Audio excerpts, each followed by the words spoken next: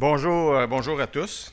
Bien heureux d'être ici ce matin avec vous. On est rassemblés ici aujourd'hui pour parler d'avenir, parler du futur, pour discuter des grandes tendances qui vont façonner l'écosystème des prestations en santé, mais aussi particulièrement pour parler des enjeux qui viennent perturber les modèles d'affaires qu'on connaît, qui sont établis.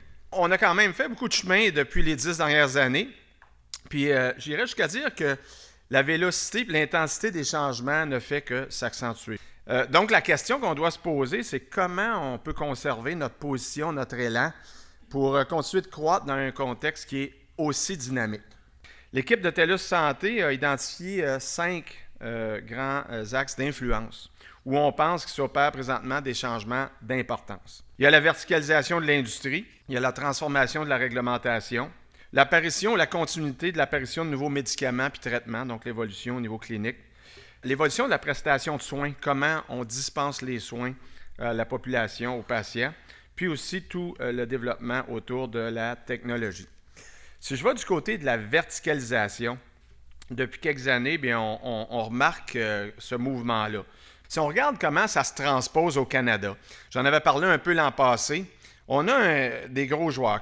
Peut-être la question sur ce point-là qu'il faut se poser, c'est comment tout ce mouvement-là, puis le mouvement américain, bien sûr, est beaucoup plus important, comment ça va se transposer chez nous au Canada, quelle influence ça va avoir sur nos propres modèles. Est-ce qu'on devrait être proactif à ce niveau-là? Bien, moi, je crois que oui, définitivement. Si on va vers le prochain point, la réglementation, on observe aussi un phénomène évolutif de ce côté-là. Implication des gouvernements, de plus en plus importante. C'est un dossier qu'on va devoir surveiller de près en tant qu'industrie. Le prochain point, c'est plus un point de continuité, je dirais. Au cours des dernières années, essor des médicaments de spécialité qui se poursuit, donc des grandes avancées, puis on remercie les joueurs de l'industrie de nous amener là, mais en même temps, ça amène des défis au niveau des coûts, au niveau de la couverture, donc c'est des choses qu'on va continuer de voir.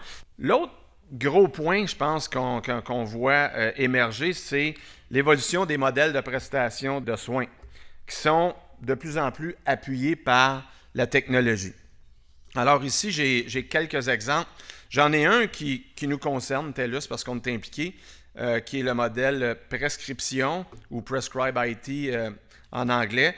Donc, c'est le remplacement de la prescription papier par une transaction numérique qui relie le médecin et le pharmacien.